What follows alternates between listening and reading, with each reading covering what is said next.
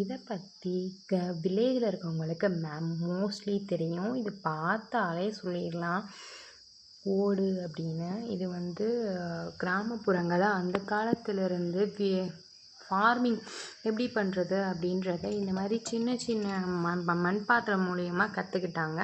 இது காப்பர், சில்வர்னு வந்தாலும் இந்த மண் தான் எங்கள் வீட்டில் இன்னும் இருக்குது. இந்த வருஷம் நம்ம வீட்டில் வந்து மொத்தமாகவே 5 ஓடு 6 ஓடு போடுறோம் மொத்தமாகவே.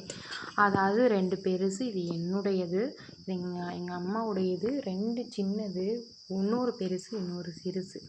இது 6 தான் மொத்தமே நம்ம வீட்டில் போடுறோம். இது உண்மையிலே இது மட்டும் நான் பெயிண்டிங் பண்ணது.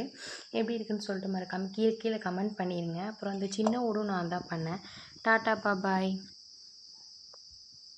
இன்னைக்கு போட்டு அடுத்த வாரம் செவ்வாய் வந்து தூக்குறாங்க.